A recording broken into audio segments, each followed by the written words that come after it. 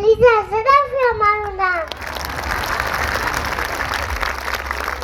અહીં બધા તમામ વડીલો તથા મારા વહાલા ભાઈ બહેનો આપ સૌનું હાર્દિક સ્વાગત કરું છું. આજે હું તમને 3-4 મિનિટ વાત કરીશ એક નારીના નારીમાં રહેલી શક્તિ વિશે. તો આપ સૌ મને શાંતિથી સાંભળજો.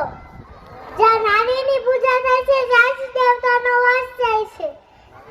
નારી તું નારાયણી નાનદ ગુણી પણ તું શક્તિ કમજોર ને દુખી પણ તું પ્રેમનો સાગર ને પ્રેમી સરિતા પણ તું જો કોઈ સંશય ને તને તો ઝેરીલી નાગન પણ તું સતી ને સીતા રાધા ને મીરા પણ તું જો હરે સ્વાભિમાન તારું તો મહાકાળી ને દુર્ગા પણ તું.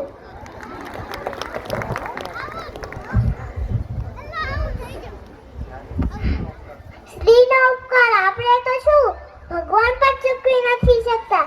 સ્ત્રી એટલે કગરબત્તી જેમાં આંખ પણ હોય છે, ધીરજ પણ હોય છે, સહનશીલતા પણ હોય છે અને પોતે પણ બીજાને સુગંધિત કરવા માટે તાકાત પણ હોય છે.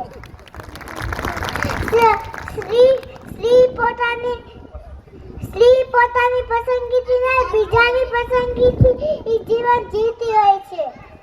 સ્ત્રી અને મીઠું બંને સમાન હોય છે. જેને હાજરીથી કોઈનો ફરક નથી,